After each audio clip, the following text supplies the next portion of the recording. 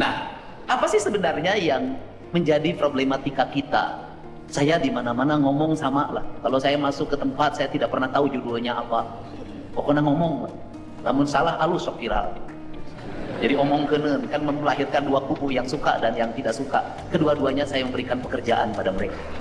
Karena hari ini orang pinter itu kurang pekerjaan, orang-orang bodoh banyak pekerjaan.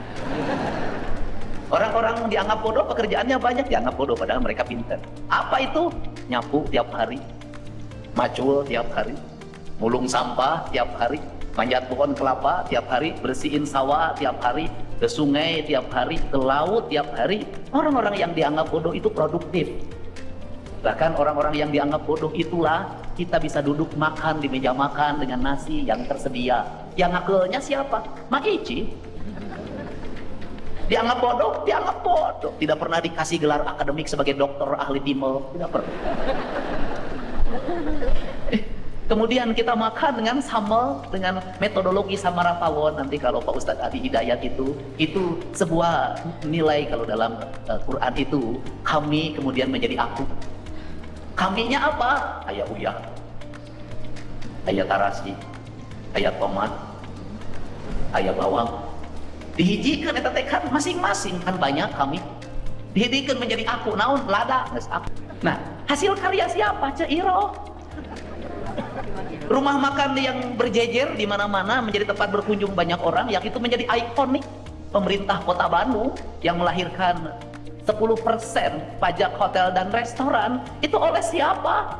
Oleh mereka itu yang bekerja dengan apa? Dengan pikiran akademik? Tidak. Mereka bekerja dengan apa? Dengan rasa dan dengan cinta serta keikhlasan. Bekerja dengan rasa, dengan cinta, dengan keikhlasan itu nyaris tidak pernah ribut karya cipta, hak cipta. Tidak pernah.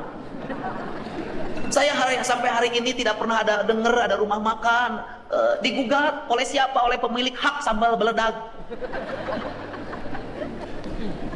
Tidak pernah digugat oleh pemilik hak sambal apa? Sambal tarasi, sambal oncom. Tidak pernah. Dia melepaskan diri itu sebagai karya yang dimiliki oleh semua orang. Karena apa? Karena pengetahuan diciptakan bukan untuk memperkaya diri. Nanti Pak Adi Hidayat menjelaskan. Pengetahuan diciptakan dan tercipta untuk kemanusiaan, untuk keadilan, dan untuk kemakmuran. Ketika pengetahuan dikapitalisasi menjadi hak cipta, maka lahirlah kapitalisme. Maka ketika ada kapitalisme, maka lahirlah hegemoni. Ketika ada hegemoni, maka lahirlah perang. Seluruh perang itu tercipta karena hegemoni ekonomi. Problematikanya kita akan memulai dari mana? Saya selalu menyampaikan, kita ini jangan menjadi para pemuja pengetahuan. Kalau pengetahuan dipuja, berarti pengetahuan disembah. Kalau pengetahuan disembah, berarti pengetahuan disejajarkan dengan Tuhan. Yang diperlukan oleh kita adalah menjadikan pengetahuan itu di dalamnya ilah. Karena menjadikan pengetahuan di dalamnya ilah, maka ruh dari pengetahuan yang dalam teologi kita sebagai orang Sunda, sebagai orang Indonesia, seluruh pengetahuan itu berangkat dari kebenaran yang relatif menuju kebenaran yang mutlak.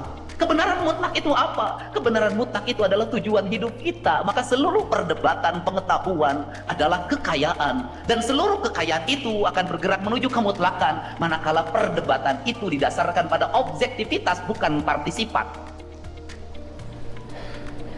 Dalam Sang Yang Siksa Kandang yang diajarkan oleh leluhur Sunda, itu mengatakan bahwa civil society itu akan tercipta dengan 3 komponen variabel. Yang pertama adalah Rama, yang kedua adalah Resi, yang ketiga adalah Ratu. Saya tidak bicara Rama, saya tidak akan bicara Ratu, saya akan bicara Resi. Resi itu disebutnya gurat air. Karena dia gurat air, maka dia memiliki watak air. Ke gelas dia masuk, ke komplang dia masuk, ke ember dia masuk. Maka dia masuk pada seluruh lerung dan menyesuaikan diri bentuk tubuhnya dengan ruang yang dia tinggal. Dia memiliki independensi yang tinggi. Karena memiliki independensi yang tinggi, maka dia objektif dalam setiap ucapannya, objektif dalam setiap tindakannya, dan objektif dalam setiap perbuatannya.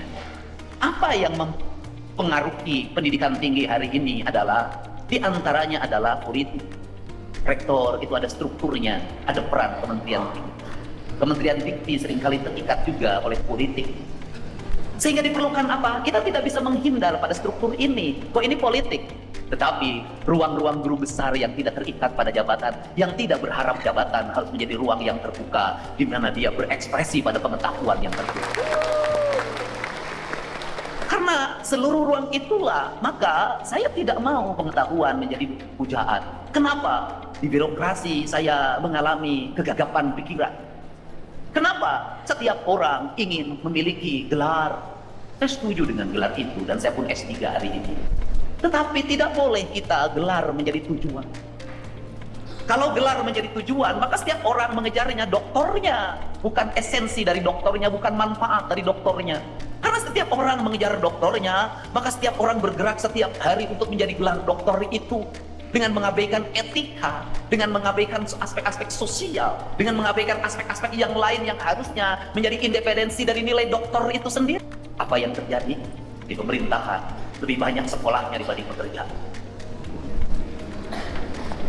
Karena lebih banyak sekolahnya dibanding pekerjaannya, nyaris bekerjanya tidak sepadan dengan nilai sekolahnya.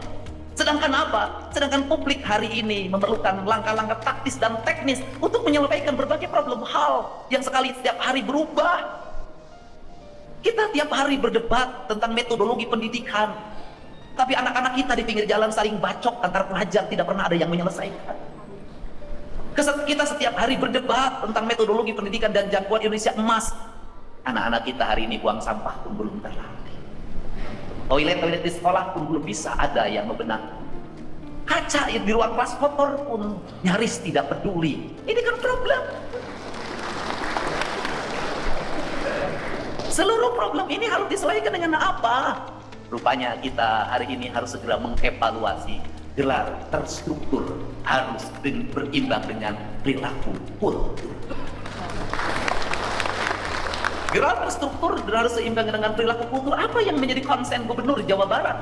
Yang menjadi konsen Gubernur Jawa Barat adalah saya ingin mengembalikan kembali titah dasar bahwa UPI mendeklir diri sebagai Bumi Siliwangi.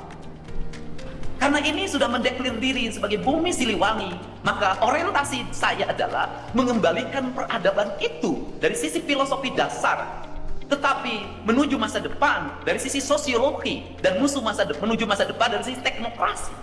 Berpikir saya tentang Siliwangi bukan mengajak pada abad kerajaan, tidak, tapi saya mengajak pada bahwa kita bisa membangun masa depan dengan filosofi dasar yang diletakkan oleh leluhur kita, yang menyatakan diri sebagai bumi tempat berpijaknya spirit silih asa, silih asih, silih asu, nulung kanu butuh, nalang kanu susah, nganter kanu sieun, nyaangan kanu poekeun, deudeuhan welasan asihan. Prinsip-prinsip dasar pendidikan yang meletakkan Pancawaluya sebagai basic dasar pembentukan karakter manusia Sunda. Pertanyaannya adalah, kenapa kita selalu bergulat pada filsafat Prancis, pada Yunani, pada Romawi, padahal mereka belum pernah hidup jadi ketua RT di sini? Kenapa? Ternyata kegagapan pengetahuan yang dikembangkan di Indonesia dan di Jawa Barat adalah pengetahuan tidak didasarkan pada narasi pengalaman, tapi lebih didasarkan pada aspek-aspek akademik yang diuji dalam watak-watak akademik, bukan diuji dalam watak teknokrasi.